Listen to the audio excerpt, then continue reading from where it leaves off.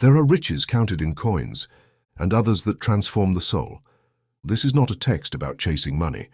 It is a revelation about how to align yourself with the invisible laws that govern real, deep, unshakable abundance.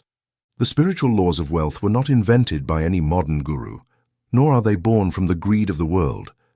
They were discovered by those who learned to see beyond the visible, to think in terms of cause, not effect, to recognize that the true source of supply is not a bank, a job, or a market, but the divine mind, infinite, inexhaustible, present here and now. Inspired by the clear and powerful vision of Emmet Fox, this text is a master key. It opens doors fear once shut, lights paths where others see only lack, and invites you to stop merely surviving and begin to prosper from the spirit. Here you will discover that wealth is not something you achieve. It is something you express, manifest, allow. Not as a mental trick, but as the natural reflection of a soul in harmony with the eternal laws of the universe. Get ready to deprogram inherited ideas of scarcity, to activate the principles that uphold true prosperity, and to remember that what is yours by divine right, no one can take away. Because when you live in accordance with the truth, abundance doesn't arrive, it emerges. We live in a world full of confusion when it comes to wealth. Man chases money as if it were his god, and in doing so, he loses not only his peace, but also the true possibility of living a prosperous life. For centuries, human thought has believed that good resides outside of oneself, that it is in gold, coins, possessions. But the truth is, the only true good is in God. And until we understand this fundamental truth, we will not experience lasting abundance. What we call scarcity is nothing more than the reflection of a consciousness separated from its source. No one can be poor if they have learned to recognize God as their provision, because the Father is infinite fullness. Poverty in any form, whether economic, moral, emotional, or spiritual, is always the result of ignoring this eternal truth. The Lord is my shepherd, I shall not want. This statement, far from being religious poetry, is an exact law as precise as the law of gravity. The fundamental error of human thought has always been seeking the effect before the cause. People desire money, position, possessions, prestige, but forget that these things are only the shadow projected by a mental state. You cannot attract anything external without having first affirmed, established, and accepted it internally. And here begins the true path to abundance, not in physical effort, not in the accumulation of objects, but in the inner adjustment toward the knowledge of truth. This work before you is not a financial treatise, nor an economic manual. It is a spiritual map to return to your source, to realign your mind with the eternal principles of Christ. In this book, I will develop 7 eternal and immutable laws that were not created by man, but are part of the divine order of the universe. These laws apply to everyone, without distinction. Whoever knows them and harmonizes with them will prosper. Whoever ignores or contradicts them will stumble. Abundance is not a divine whim, but the natural result of living in harmony with God. It is not about doing things to acquire money, but about being the kind of person who naturally attracts it, because they have cultivated the right thoughts, words, and images within. Money is neither good nor bad. It is a symbol, a vehicle. It can bless or enslave. It all depends on how you see it and from what place you seek it. When pursued from fear, it escapes. When invoked from faith, it comes. You see, the Bible is full of promises of abundance. From the patriarchs to Jesus, the message is the same. He who trusts in Jehovah will be prospered. But these promises cannot be fulfilled for those who harbor resentment, fear, thoughts of scarcity, or mistaken beliefs about money. God cannot pour out his provision into a vessel full of doubt, pride, or selfishness. That is why the teachings in this book are designed to first empty the mind of errors and then fill it with the spiritual truth that generates true wealth. One of the great traps of modern thinking is the obsession with immediate results. People seek the lightning miracle, the instant solution. But spiritual laws do not respond to the hurry of the world. They have their rhythm, their depth, their process. Just as a seed requires time to sprout and blossom, so too does your consciousness need to be cultivated, nourished and protected before bearing fruit in the form of outward well-being. Jesus taught these laws, though many did not recognize it. When he multiplied the loaves and fish, he was not simply performing a miraculous feat. He was revealing that divine substance is infinite and obedient to the thought aligned with God. When he said, "Seek first the kingdom, and all else will be added unto you," He gave us the ultimate formula for abundance, but very few have understood it, and even fewer have applied it with perseverance. This book is an invitation to do so. It is not a magic formula, but a path of internal transformation. Each chapter reveals a law, and each law is a key that can open doors that have remained closed for years. No brilliant intellect or formal education is required, only simple faith and daily practice. These teachings are within reach of anyone who wishes to change their life from the inside out. I invite you then to read with an open heart, to set aside all prejudice, and to begin seeing the world with new eyes. There are no limits for one who recognizes their unity with God. There is no scarcity in God. There never has been, there never will be. If you accept this, if you believe it, if you think it, if you feel it, then a new life will begin for you, not one governed by fear or struggle, but by the calm certainty of knowing that you are one with the infinite source of good. This book is written from that certainty, not by speculation, but by experience, not by theorization, but by living. And just as it has been true for me, so it will be for you. Because the truth is not the possession of a few, it is the inheritance of all the children of God, and you are one of them. New York, 1930s, The 7 Spiritual Laws of Wealth, by Emmet Fox. We've noticed that over 80% of those who visit our channel are not subscribed. You can support this project by pressing the subscribe button and liking the video. Thank you for inspiring us to keep creating more and better content for you. Are you ready to transform your life? Chapter 1, The Law of Recognition. All good comes from God. The first step towards a prosperous life, free from economic anxiety and overflowing with peace, is to sincerely and deeply recognize that God is the only source of all good. This is not a theological statement to repeat on Sundays, but an absolute truth that must settle in the heart as the cornerstone of all future experience.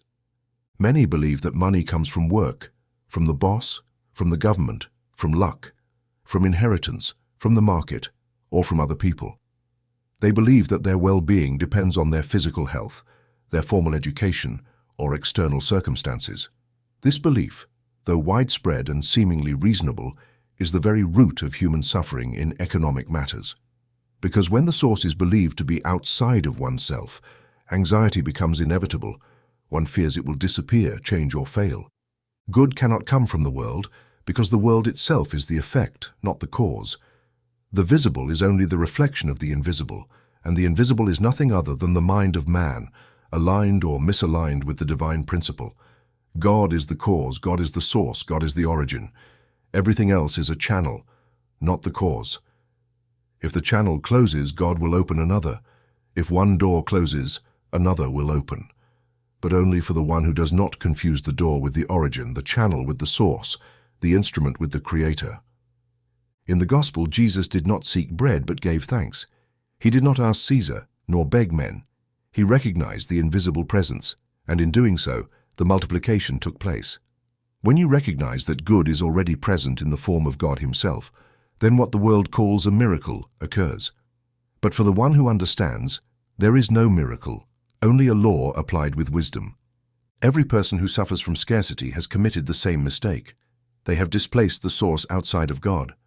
For example, they believe that employment is their sustenance, and when that job falters, their peace falters.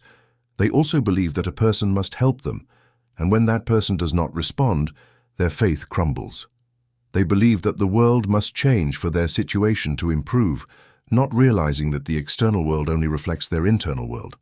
As long as man does not correct this confusion of causes and effects, he will remain trapped in the labyrinth of need. That is why the first and most crucial step is to recognize that all good, without exception, comes from God. This does not mean renouncing human means, but understanding that it is God who acts through them. A check may come from the bank, but it was God who inspired it. An offer may come from a client, but it was God who moved the pieces. Help may come from a friend, but it was God who prompted them. When this awareness is firmly established, something powerful happens. Anxiety disappears. You no longer need to manipulate, convince, rush, beg, or fear. You feel a serene security that does not depend on circumstances. You know that the source sustains you, guides you, provides for you, and that nothing and no one can interrupt that flow as long as you keep your faith firmly in it. This is true faith, not the weak hope that things will work out, but the absolute certainty that God, being infinite love and perfect wisdom, can never fail you. Would a river stop flowing because a stone blocks its path? It will not go around the stone. It will absorb it or open a new channel. This is how God operates. He never stops flowing, but He waits for you to open to the channel. Now, how do you practice this law of recognition? First, meditate each day on the idea that God is your only source. Do this in silence, not as a mechanical repetition, but as a living contemplation. Repeat attentively, "All good that comes into my life comes from God." Do not think of people or situations, think of God. Do not define Him with theologies. Simply recognize Him as the absolute good, the immovable source. Second, watch your thoughts and your words. Every time you catch yourself saying, "I can't, I don't have, I don't know how," stop. You are narrowing the source. Immediately replace it with "God knows, God has, God can." It is not you who must know, have, or be able to. It is God within you who works. Third, observe the channels through which your provision comes, without attachment. Do not idolize them. Do not fear them. Do not cling to them. Thank them, but always remember, they are not the source. If they disappear, others will appear. This is an infallible law.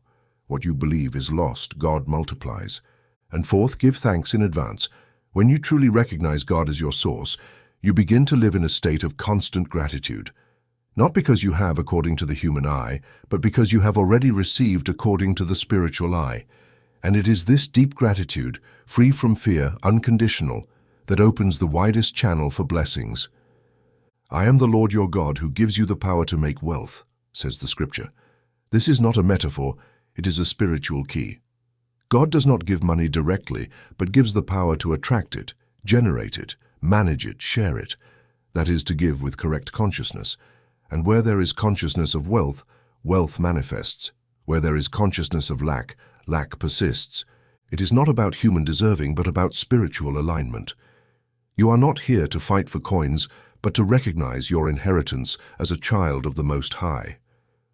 And what son of a king lives in poverty and does not recognize who his father is? Thus begins the path, not by seeking money, not by reading lists of affirmations without understanding, not by demanding immediate results, but by recognizing deep within your being that all good, all truth, all need is already in God and that God is within you. Close your eyes, breathe, and affirm in your soul, "You are my source. In you I trust. In you I rest. In you I receive. The rest will come by addition." Chapter 2, the law of formative thinking. Most people believe they think, but in reality they are merely repeating what the world has deposited in their minds. There is no authentic creation in this. There is reaction, habit, inertia. Yet spiritual truth reveals something much deeper. Thought is not passive. It is a living force, shaping, a creative activity in the most literal sense of the word. Every condition in your life, whether visible in your pocket, your home, your health, or your relationships, is nothing but the result of a sustained pattern of thought. And I say sustained because it is not enough to think something once for it to manifest. It must be thought with conviction, repetition, direction, and faith. Only then does thought cease to be smoke and become form. This is a law as infallible as the law of gravity. If you think poverty, you will attract poverty. If you think limitation, you will manifest obstacles. If you think scarcity, your reality will begin to reflect that inner drought. But if you think abundance from serenity, from the recognition of God as the source, then life itself will begin to organize itself to give you that which you have affirmed in the silence of your soul. Thought, when combined with emotion and internal imagery, becomes a spiritual imprint. The external world is the paper upon which your convictions are printed. What you are seeing with your eyes is nothing more than the result of what you have sustained in your consciousness, perhaps for years. Many are surprised to hear this. Some resist it, but the law is clear. Your external world will always reflect the dominant content of your mind. Now, what does it mean to think abundance? It's not about obsessing over numbers or repeating "I want money" as if it were a magic formula. To think abundance means to align yourself with the idea of fullness, of infinite provision, a flow of possibility. It means accepting, as one breathes, that good is available now and that you do not need to steal for it, but to open yourself to receive it. One of the great enemies of formative thinking is doubt. Doubt breaks the mold before the substance has filled the form. It's like planting a seed and digging it up every day to see if it's sprouting. Nothing can grow in that state of consciousness. That is why Jesus said, if you believe, you will see the glory of God. The order is this. First, you believe, then you see. Not the other way around. Another enemy is complaining. The one who complains mentally affirms that evil is more real than good, that the problem is more powerful than God. Every time you complain, you are saying, I do not trust in the divine law. How can good manifest in a consciousness that denies it at every moment with its words? And another subtle enemy is nostalgia for scarcity. There are those who have lived so long in limitation that they develop an unconscious attachment to it. They feel uncomfortable when things begin to improve. They self-sabotage and fall back. This happens because the deep mental pattern remains one of lack. That is why the work is not outside, it's in the mind. So how do you begin to form correct thoughts? First, empty your mind of old patterns. You cannot build on rubble. Take an honest inventory. What beliefs did you inherit about money? What phrases did you hear in your childhood? What judgments do you have toward the wealthy? What fears of success? Write them down, look at them with love, and then decide to release them. Second, replace every false belief with an affirmation of truth. If you once thought money was dirty, affirm now. Money is a neutral form that reflects my spiritual consciousness. If you thought, I'm not lucky, say, I'm guided by divine wisdom and everything flows in my life. If you said, it's not enough, proclaim, divine supply is inexhaustible. Third, imagine. Imagination is the workshop of the soul. Do not use your mind to repeat dramas, fears, or past failures. Use your mind as God designed it, to create. Each day, spend a few minutes visualizing a full life. No unnecessary details. Just feel surrounded by good, peace, freedom. This image will be the mold that the spirit will fill. Fourth, persist. Do not get discouraged if the results take time. Formative thinking is like a sculptor. It works layer by layer, day after day. The unconscious mind needs time to accept the new, but when it does, nothing can stop the manifestation. And fifth, be still. The most powerful thought is the one cultivated in the sanctuary of the soul, not the one shouted to the wind. Withdraw daily to your inner self. Sit in silence. Do not ask. Do not repeat. Just feel that good is already here. This feeling is more powerful than 1,000 words. Remember, you are not a victim of fate. You are the architect of thought. There is no force more shaping than a mind focused on the truth. Do you want to change your results? Change your thoughts. Do you want to attract abundance? Think like one who is already rich in God. Do you want to open channels? Choose thoughts that affirm the divine presence in all things. And if you ever doubt, return to this phrase, everything I am thinking, I am creating. Not as punishment, not as reward, but as law. A law that never fails because it is written deep in the soul, where God and you are one. Chapter 3. The Law of the Inner Image. The universe does not respond to your words. The universe responds to the image you hold within yourself. That silent, persistent, constant image is more powerful than any affirmation spoken aloud. You can repeat every day that you are prosperous, but if deep within your being you see yourself as lacking, unworthy, or limited, that is what you will be sowing in the field of life. And what is sown will inevitably be harvested. Life follows the mental pattern, and that pattern is your inner image. You cannot live above the image you have of yourself. You may desire it, briefly imagine it, even force it for a time, but in the end, you will always return to the mold that you have imprinted the spiritual substance with your deepest thoughts. God made man in his image and likeness. What this means is that he has given you the power to create through thought, but this power must be directed, and the way you direct it is through your self-concept, the constant idea, not always verbalized, that you have of who you are, what you deserve, what you can do, what is possible for you. Just as an architect does not build without a blueprint, the universe does not build without an image, and you are the architect, not of external conditions, but of the invisible blueprint that generates them. If the blueprint is twisted, the structure will be unstable. If the blueprint is small, the structure will be limited. If the blueprint is contaminated with fear, the structure will reflect that anxiety. Observe your life not with judgment but with clarity. What kind of image have you been holding within yourself? The image of someone always struggling, expecting something to fail, someone lacking success, or the image of a being at peace, confident, supported by God, open to receive?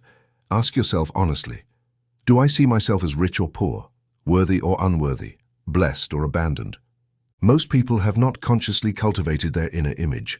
They have allowed themselves to be shaped by the voices of the past, fearful parents, harsh teachers, guilt-laden religions, accumulated failures.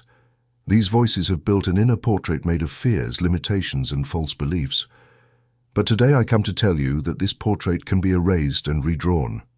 The image you have of yourself is not final unless you keep feeding it. So how do you reprogram this inner image? Through persistent prayer, directed meditation, and mental vigilance. True prayer is not asking God for external things. True prayer is recognizing who you are in Him, not as a desire but as a fact, not as a fantasy but as a spiritual reality. If every day you affirm deeply, I am the Son of the Most High, I am an heir to divine abundance, I am one with infinite provision, that image will begin to carve itself into your consciousness. At first it may feel foreign, but if you persist, it will become your new identity. The mind is malleable. What today is a pattern of misery, tomorrow can be a pattern of abundance. But you must work with patience, as one chisels a statue from rough stone. Do not become impatient. Do not judge external results. Keep chiseling within, and the outer world will adjust to the new form. Jesus put it simply but profoundly. According to your faith, it will be done unto you. And what is faith but the image you hold as true? Not what you say you believe, but what you truly take for granted in your heart. That is why the secret is not in struggling to change the external, but in recreating the image you carry within. Here is a simple but powerful exercise. Every morning, before beginning your activities, sit in silence. Close your eyes, breathe calmly, and visualize yourself living in harmony, in peace, surrounded by provision, acting with confidence, walking with freedom.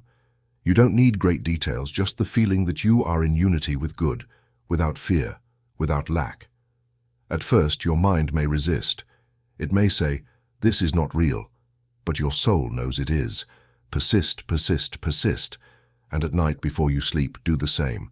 Bid the day goodbye by planting the image of the person you want to manifest in your subconscious, because while you sleep, that image works, settles in, and becomes law.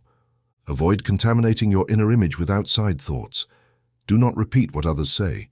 Do not accept their failures as your own. Do not allow the world to write its fears on your soul. You are not of this world. You are a child of God, and your reality must reflect that. Some people ask, what if I don't feel worthy of prospering? To those souls I answer with love. Dignity is not earned, it is recognized. It is not about deserving through deeds, but about accepting through sonship. A child does not deserve their father's bread, it is theirs by right.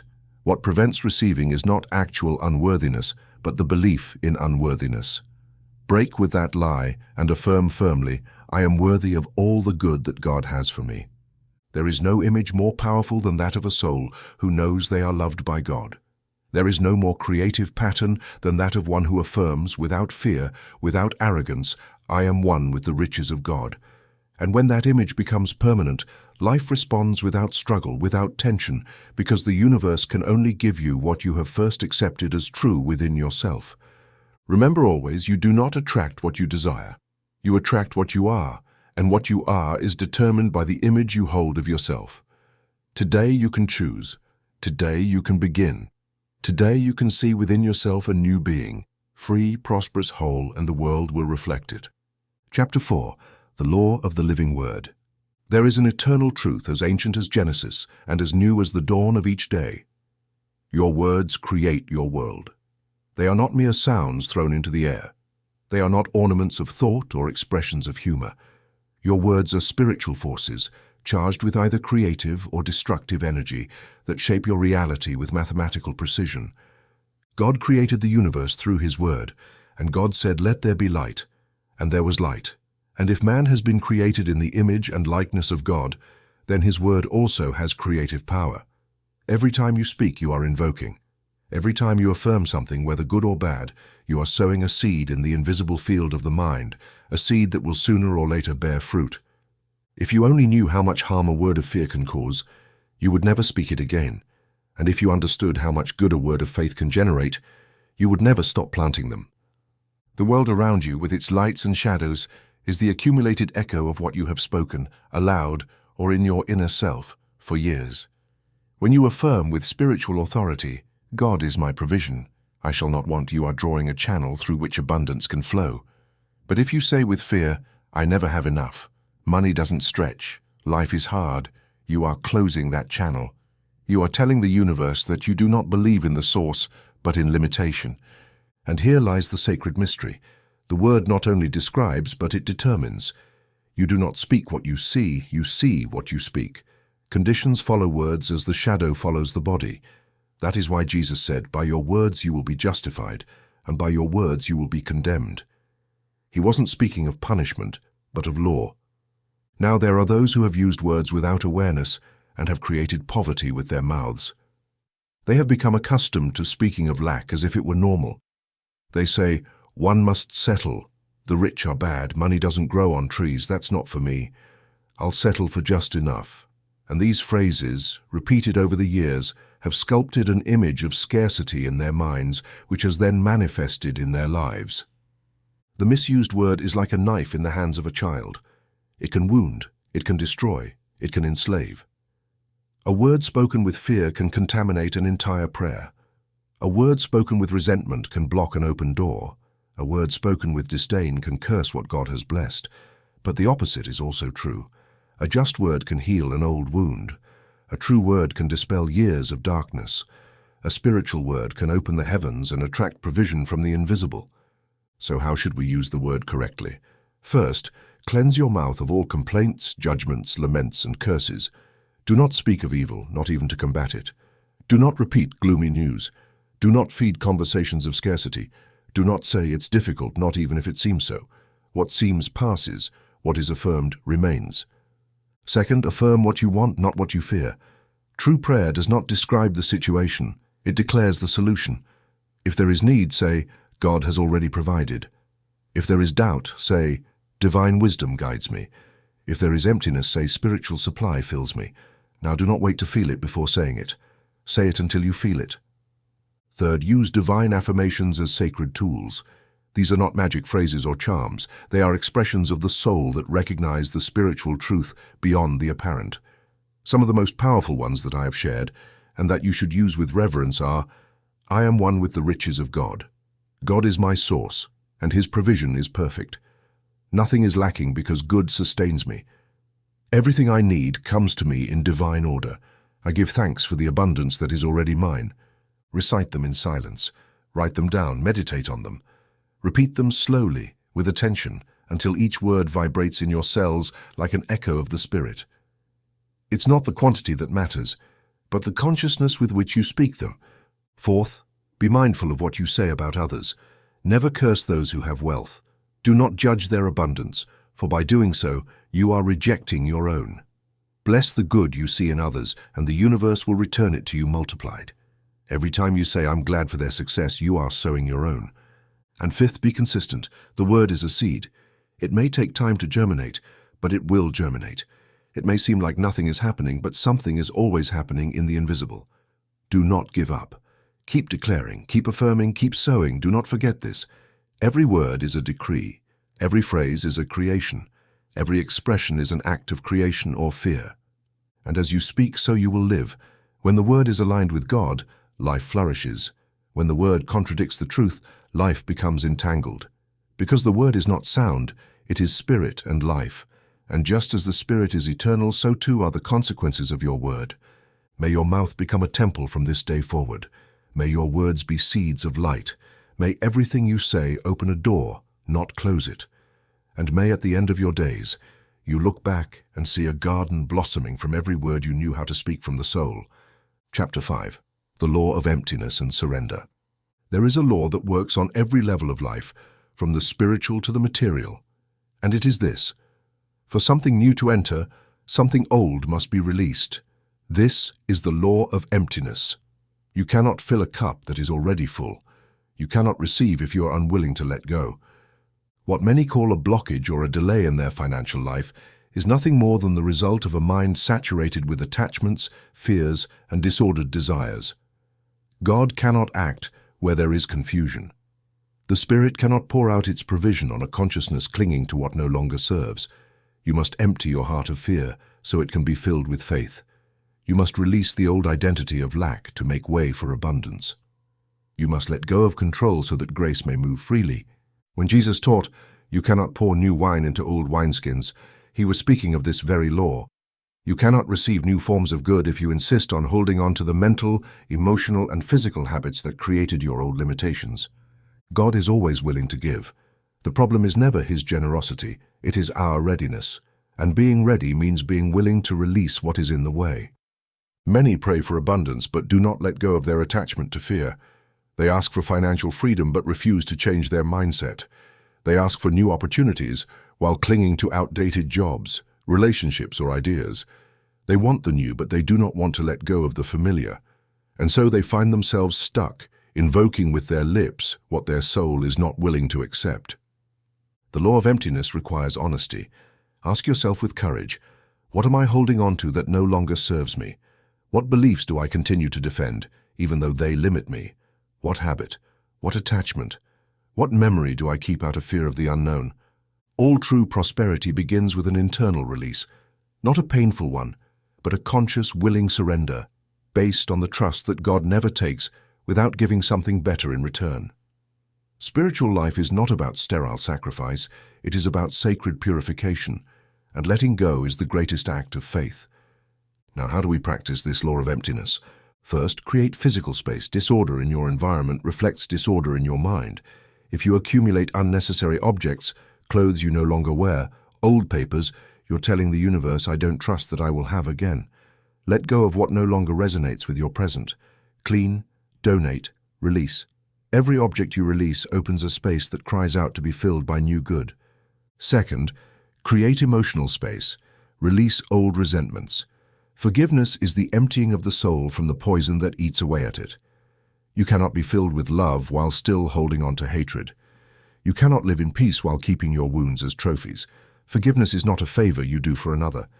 It is the key that opens your own prison cell. Set others free, and you will be freed. Third, create mental space. Examine your beliefs about money, work, and yourself.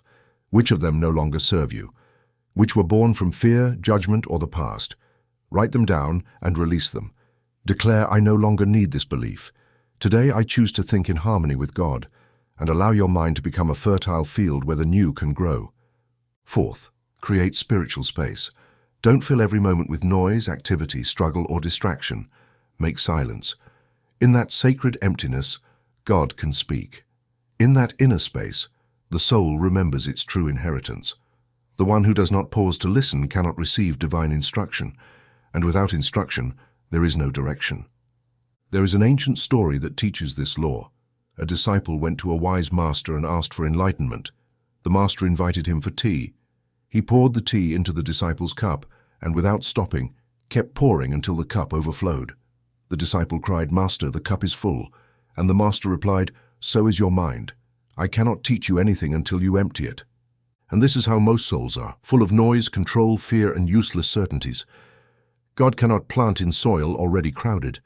But when you make space, when you let go of what you don't need, when you surrender to divine direction, everything changes. And now comes the second part of this law, surrender. To surrender is not to resign. It is not to give up desire. It is to place it in God's hands and trust that He will develop it better than you ever could. It is to say, Lord, this is what I desire, but I accept what comes from you because I know it will be perfect.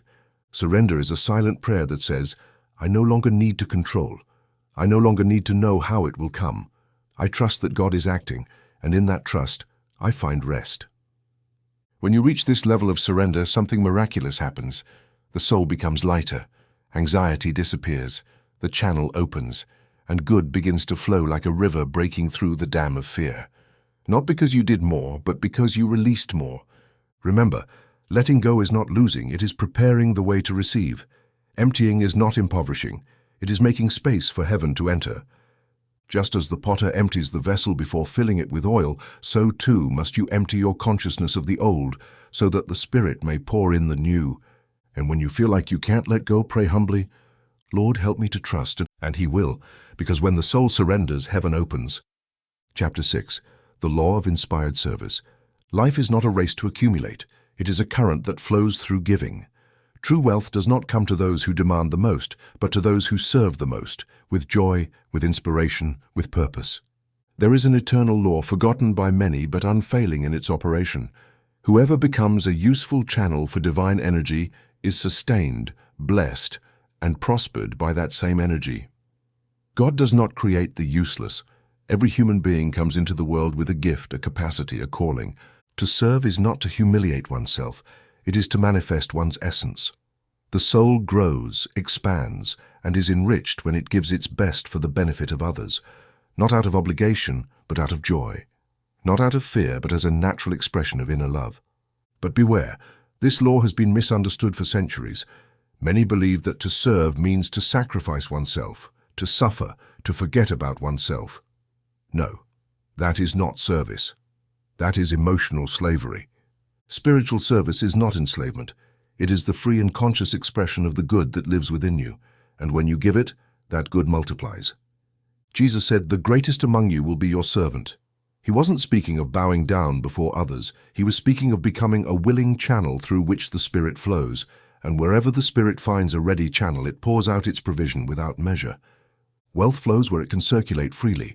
A stagnant pond decays, but a flowing river is renewed. If you close yourself off from giving, you close yourself off from receiving. If you use your talents only for yourself, you will end up exhausted. But if you offer your light to the world without expectation, trusting that God repays in secret, your entire life becomes a vessel of multiplication.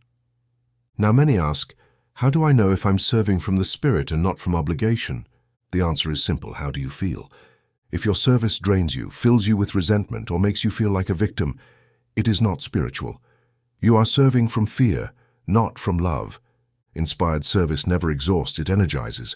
It never chains, it liberates. It never impoverishes, it enriches.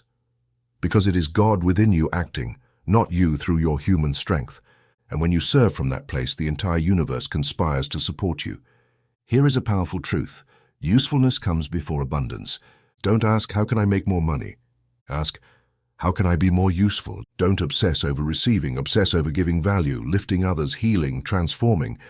Because money is nothing more than the way society recognizes the spiritual and practical value of what you offer. But do not confuse this with pleasing others. Service is not doing what others expect. It is doing what your soul knows it must do, with joy, without attachment, without the need for approval. Sometimes you will serve by speaking, other times by being silent, sometimes through action, other times by simply being present. But in every case, you will feel the inner flame burning.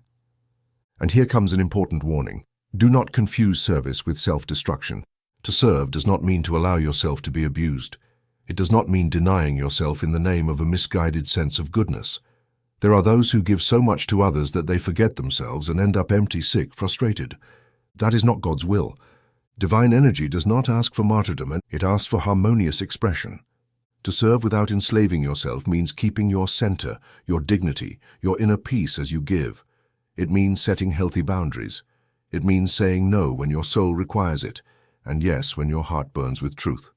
It is a sacred dance between giving and receiving, between action and rest, between giving to the world and also giving to yourself. A person who has discovered their way of serving is unstoppable. Their life has meaning, their day has purpose, their soul has direction. And around them, as if by divine design, opportunities open, resources arrive, money flows. Not because they chased it, but because they became a natural magnet for good. So how do you activate this law of inspired service? 1. Discover your gift. What do you do naturally? What excites you? What would you still do even if no one paid you? There lies your path. God doesn't make mistakes in giving talents. That talent is your channel of provision. 2. Put it into motion. Don't wait to have it all figured out. Start where you are with what you have. Serve those near you. Offer a word, an idea, a helping hand, a smile. Nothing small is ever useless when given with love. 3. Do it consciously. Don't work for money. Work for love of the good. When you work out of fear, money becomes scarce. When you work out of love, money chases you. 4. Don't wait for applause. The purest service is the one offered without needing recognition. Your reward will come, yes, but not always from where you expect it. God has 1,000 ways. 5. Be grateful for your ability to give. Giving is not a loss, it is a planting, and whoever plants will harvest, not immediately, but inevitably. Always remember this truth: no one is richer than the one who has become a source. The well that gives water never runs dry. And when you become a useful channel for the Spirit, life makes sure to fill you so you can keep giving. Chapter 7. The Law of Gratitude as Creative Power. Most people believe that gratitude is a social gesture, a polite way to acknowledge a favor, a courteous response to kindness. But from a spiritual perspective, gratitude is far more than that. It is a generative force. It is an energy that activates the law of manifestation, an invisible bridge between the world of causes and the world of effects. The soul that gives thanks is silently declaring that it has already received. And that act of faith, quiet, invisible, seemingly illogical, is what transforms an entire life. Because in the spiritual realm, we do not give thanks after the result. We give thanks before. Those who wait to see before they give thanks have not yet understood the law. The true Creator gives thanks while everything still appears the same, while no visible sign has yet appeared, because their certainty does not rely on appearances, but on the inner knowing that God has already acted. When Jesus multiplied the loaves, he gave thanks before the miracle happened. He didn't wait to see abundance. He proclaimed it with gratitude. That is the formula. To see with the eyes of the soul, to believe with a pure heart, to give thanks with a steadfast spirit, and then the outer world rearranges itself to reflect that vibration. When you give thanks before having, you affirm that you already are. And when you are, the universe responds. You are not begging, you are recognizing. You are saying, Father, I know you have already done it. That's why I thank you. That is the highest expression of faith. That is the frequency where divine creation operates. But why does gratitude hold such power? Because gratitude is a sign of absolute trust. When you sincerely give thanks for something you have not yet received physically, you are declaring that you need no external proof to know it has already been granted. And God responds to that certainty, not out of punishment or reward, but because spiritual law can only act where there is faith. A grateful mind is a fertile mind. A complaining consciousness closes itself. A thankful consciousness opens. Just as moist earth welcomes the seed, so the grateful heart receives the good, even before it appears. Gratitude turns waiting into gestation, and everything that is gestated will, sooner or later, be born. Now many ask, how can I give thanks when I don't have what I need? And I answer, precisely because you don't have it, you must give thanks. If you give thanks only when you have something, you are merely reacting. But if you give thanks before you see it, you are creating. Gratitude is the mold in which future form is cast. Every time you give thanks, you give shape. Every time you bless your life, you elevate it. So then, how do we activate this creative gratitude? 1. Be thankful for what you already have, even if it seems small. Do it every day, not mechanically, but from the soul. Take a few moments each morning to say, thank you, Father, for this new day. Thank you for the roof over my head, for life, for all that flows. Thank you for what I see and for what I have yet to see. Gratitude transforms the little into abundance. The soul that gives thanks for little is ready for much. The soul that despises what it has closes itself further. 2. Give thanks for what you do not yet have, as if it were already yours. This is the supreme key. If you are waiting for an answer, for provision, for change, start giving thanks now. Declare calmly, thank you for I have already received it in spirit. Thank you for I know everything is in divine order. Thank you for it is already done. Do not use gratitude to rush the outcome. Use it to align yourself with certainty. 3. Write your gratitude. Get a notebook and write down 10 things each day that you are grateful for. Include both the tangible and intangible. Be grateful for what was, for what is, and for what will be. This reprograms your mind to see good, even where you once saw lack. 4. Use gratitude statements as daily prayers. Here are some powerful examples you can use. Thank you, God, because all provision flows to me in perfect order. Thank you, because even if I don't see it, I know it is already working. Thank you, because I am one with the source of all good. Repeat these phrases with intention. Feel them, breathe them. Let them transform your mental atmosphere. 5. Be grateful even for the challenges. Every obstacle is a lesson, every delay a redirection. If you can give thanks even in difficulty, nothing can stop your growth. Say, "Thank you for this opportunity to strengthen my faith." That attitude disarms fear and opens the doors of wisdom. Gratitude at its core is a form of love toward God. It is recognizing His hand, even in the fog. It is embracing what is with serenity, knowing that all things work together for your good.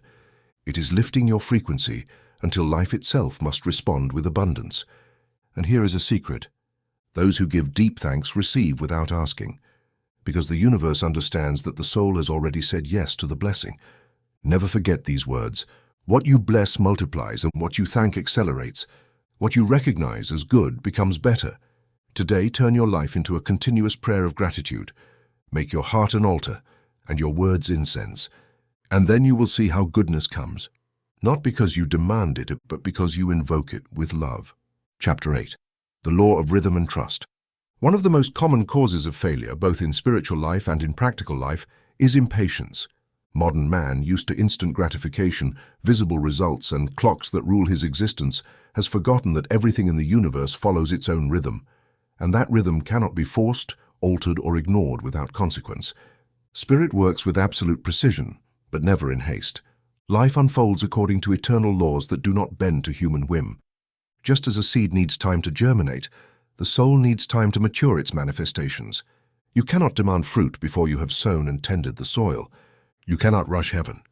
The law of rhythm and trust teaches us that every noble desire, every true prayer, every sustained affirmation begins to move the very instant it is sown in the spiritual realm. But that seed does not bear visible fruit immediately. It must pass through an invisible process, first in the soul, then in the thought, and finally in form. When the soul does not understand this, it falls into the trap of doubt. And doubt is the great saboteur of rhythm. It is like stopping a symphony because you didn't hear the trumpet right away. It is like digging up a seed every day to check if it has sprouted. Nothing can grow under anxious watchfulness. Faith does not monitor, it rests. Faith does not demand, it waits. Faith does not push, it walks alongside. The one who understands spiritual rhythm knows this truth. Everything arrives at its perfect moment. Not before, not after, not by accident. And this deep understanding generates trust, not as resignation but as certainty, not as passivity but as alignment with divine law. The rhythm of the universe is full of examples you can observe daily. Dawn does not arrive early. The river does not flow faster because you yell at it. The moon does not rush ahead just because you are impatient. And yet, everything happens with perfect precision. Do you really think your life, your provision, your well-being are outside that order? No. The only thing often out of order is your mind. A mind that tries to control the rhythm only ends up obstructing it. But a mind surrendered to God's timing becomes its ally. And then, without knowing how, what once seemed distant arrives. What once seemed impossible materializes. What once seemed forgotten blooms. So how can you hold the vision without falling into discouragement? First, accept that there is a higher intelligence orchestrating your life. You are not alone. You are not forgotten. You are not lost. Everything you desire, if it is in harmony with truth, is already in the process of becoming real. You only need to remain steadfast in faith and allow divine rhythm to fulfill its course. Second, let go of the calendar. God's clock does not follow your hours, and many times what you see as delay is actually protection or preparation or expansion. There are blessings you cannot receive yet, not because you don't deserve them, but because your consciousness must mature to sustain them. Third, strengthen your vision. Each day return to the image of your fulfilled desire. Not with anxiety, but with gratitude. Not with urgency, but with certainty. Feed your soul with images of victory, of fulfillment, of joy. Let these images become nourishment for the process. Fourth, avoid speaking of difficult times. Each time you say, "This isn't working," you interrupt the rhythm. Each time you declare, "It hasn't arrived yet," you affirm lack. Instead say, "Everything is in motion, good is flowing to me, God's timing is perfect." These words restore the spiritual tempo and renew harmony. Fifth, trust as if you already had it. This is essential. Trust is not based on signs. It is rooted in the conviction that spiritual law is more real than visible evidence. It is looking at a barren field and knowing that beneath the soil, the seed is alive. It is walking through the desert knowing that at the end there is an oasis. It is living as if the miracle has already happened. And if you ever grow weary, remember this image. The Japanese bamboo takes years to grow underground with no visible sign. All that time, roots are expanding. Then one day, without warning, it grows meters in mere weeks. This is how God's rhythm works. silent, deep, astonishing. Many give up just before the stalk breaks through the ground. They grow tired, they surrender, they doubt. But those who wait in peace, who trust without haste, and who hold the vision with joy, they witness the full glory of manifestation. Sustained faith is more powerful than impulsive action. Confident waiting is more fruitful than nervous haste. Perseverance in vision is the soil where miracles blossom. Do not confuse delay with denial. Do not mistake God's silence for indifference. Sometimes heaven is closest in the stillness that feels like silence. So each day affirm this truth. All is in divine order. Good flows to me effortlessly and without hurry. I trust in the perfect rhythm of spirit. And so you will live without anxiety, work without tension, and receive at the exact right time that which has always been yours. Chapter 9, the law of spiritual multiplication. There is a scene in the Gospels that holds one of the most powerful secrets of spiritual prosperity. Jesus, surrounded by a hungry multitude, takes a few loaves and fish, lifts his eyes to heaven, blesses them, and multiplies them. He didn't ask for more. He didn't complain about how little he had. He didn't speak of lack, and he blessed what he had. And in that simple yet profound act, he opened the channel of divine multiplication. This principle is eternal. Everything that is blessed expands. He who curses reduces, and he who blesses multiplies. And the key is not in the amount, but in the consciousness with which what you have is held. The mindset of the world has taught us to focus on lack, what is missing, and what isn't enough, of what hasn't arrived yet. But the soul awakened to spirit knows this. Everything necessary is already present in some form, even if not yet visible in fullness. And what is present, no matter how small, can be multiplied, if it is blessed with faith. Blessing is not an external gesture, and it is not a religious formula. It is an attitude of the heart, an inner recognition of the good that is already at work. When you bless your money, your food, your home, and your work, you are raising its frequency. You are surrounding it with the consciousness of God. And wherever God is, everything blossoms. The world says this is not enough. Spiritual consciousness says this is a seed. And every seed, when nurtured and blessed, grows far beyond its original form. That's why you must never say, this isn't enough. Instead, say, thank you, Father, for this provision. I bless it, and I declare that it multiplies. This is not a mechanical affirmation. It is an expression of divine law. And when spoken with conviction, the universe responds. Now, this law of spiritual multiplication also reveals itself through another sacred act, giving. And here we touch upon the subject of tithing, a concept so misunderstood, so feared, so distorted. Tithing is not a tax. It is not an obligation imposed by an institution. It is an internal symbol of trust. Trust in God as your source. To give a portion of what you have, whether much or little, is to declare, I do not fear loss. I trust in the flow. I know that God replenishes, and I cannot be impoverished by giving in love. Tithing doesn't have to be exact or rigid. It doesn't have to be money alone. It can be time, attention, help, or energy. The principle is this. When you give with spiritual awareness, you open a space for more to flow toward you. It is like breathing. You cannot inhale if you don't exhale, and you cannot receive more if you refuse to give. Many say, when I have more, I'll give. But the law works the other way around. When you give from what you already have, what you have multiplies, not by magic, but because you have activated the consciousness of abundance. You have broken fear. You have transcended ego. And that's where the miracle begins. Remember this, it's not the amount that matters, but the attitude with which you give. A single coin given with love, with gratitude, with joy, is worth more in the spiritual world than a fortune given in fear, pride, or resignation. And this law doesn't apply only to money. It applies to every aspect of your life. Do you want more peace? Bless the little peace you have. Do you want more love? Give thanks for the love already in your life. Do you want more opportunities? Celebrate the doors that have opened, no matter how small. Do not obsess over the size of what you receive. Obsess over the way you bless it. Because blessing is the soul's fertilizer. Everything touched by gratitude expands. Now then, how can you practice this law every day? 1. Bless what you have and do it consciously. Don't let the ordinary become invisible. When you receive your income, say, thank you, God, for this provision. It multiplies in your name. When you eat, don't just repeat empty prayers and feel it. Thank you, for this food nourishes my body and soul. 2. Give something of yourself each day, an act, a word, a smile, a coin. Give without fear. You are not made poorer by generosity, and you are made poorer by fear of giving. Affirm, I am a channel of divine provision. What I give returns multiplied. 3. Give thanks before and after. Before you receive, give thanks. After you give thanks again and say, thank you, because this act activates my abundance. No matter how small it may seem, it is the gesture that counts. The universe measures intention, not magnitude. 4. Never curse what you have. Do not complain about little money. Do not speak poorly of your job. Do not reject your situation. What you despise moves away. What you bless stays and grows. Spiritual multiplication is not a trick. It is a law based in love, and God does not wish for you to live in lack, but neither can He give you more. If you despise what you already have, so start today and bless and give thanks and trust. And remember, bread does not multiply in the hands of the miser. Bread multiplies in the hands of the one who blesses. Chapter 10. The Law of the Kingdom First. Seek first the kingdom of God and His righteousness, and all these things will be added to you. These words from the Master are not a pious exhortation, nor a religious metaphor. They are a universal law, an infallible formula, a spiritual key as precise as any mathematical law. Anyone who understands this truth and lives it will see how their entire life, from their finances to their health, from their relationships to their inner peace, begins to arrange itself in perfect order. The error of human thought has always been to invert the order of this law.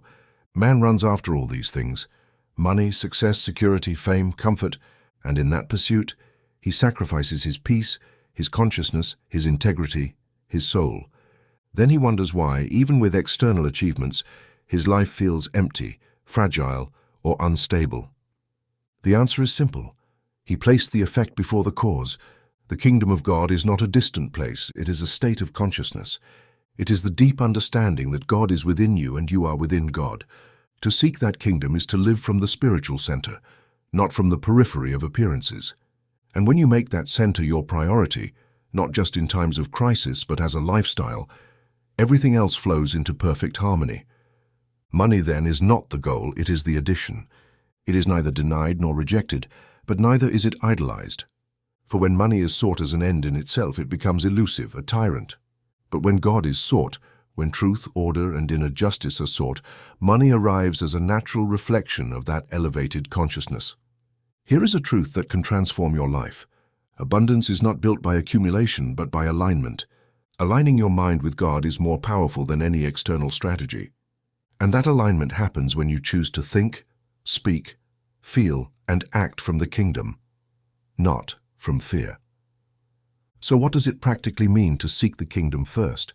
It means living each day with the consciousness that God is your source, your guide, and your purpose. It means starting each morning in prayer, not in worry. It means making decisions based on truth, not immediate convenience. It means placing the peace of your soul above the noise of the world. When you do this, you change your frequency. You stop vibrating in the anxiety of wanting to control everything, and you enter the serenity of one who knows that everything is already given. And in that state, what once took years to achieve begins to come effortlessly. What seemed distant becomes near. What seemed impossible becomes logical. Many ask, if I stop chasing money, how will I get it? The answer is simple. By stopping the chase, you attract it, not like a blind magnet, but like a soul that understands that true wealth is a reflection of inner order. When you seek God first, money comes to you, but no longer as a master, but as a servant. And that is the only place it should be. Now, how can you live this law every day? 1. Begin your day in spiritual communion. Before checking the clock, the newspaper, or the bills, seek the kingdom. Be silent. Pray. Affirm God's presence in your life and say, today I place God at the center. Everything else will align. 2. Decide from peace, not from fear. When you must make a financial, professional, or personal decision, ask yourself, does this bring me closer to the kingdom or further away? If something steals your peace, it is not from the kingdom. If something lifts you up, even if it challenges your logic, follow it. The kingdom is not comfortable, but it is true. 3. Reprogram your view of money. Do not see it as the goal, see it as a resource that comes when you are aligned. Say, money comes to me as an expression of divine harmony. I don't chase it, I receive it. And trust that it will be so. 4. Align your actions with your values. Do not do anything for money that contradicts your soul. Do not sell your integrity for a paycheck. Do not disconnect from your center for a contract. God can give you more than the world offers if you remain true to yourself. 5. Remember that the kingdom is here and now. It is not a distant ideal, it is a daily practice. Every right thought, every loving word, every choice based on good places you in the kingdom. And once you are there, the blessings come as a natural consequence. Jesus didn't promise that some things would be added. He promised that all things, every good thing, every necessary provision, every expected blessing will be added as long as you don't wait. But the condition is clear. First, the kingdom, not as a ritual, not as a duty, but as a foundation, as the axis, as a law. Therefore, when you have a need, do not rush to solve it externally. Go back to the center. Ask, am I seeking the kingdom first? And if the answer is no, stop. Correct your course. Then you will see how order returns, peace descends, and abundance flows. Because nothing is lacking where God is first. And when God is first, everything else takes its rightful place. And amen.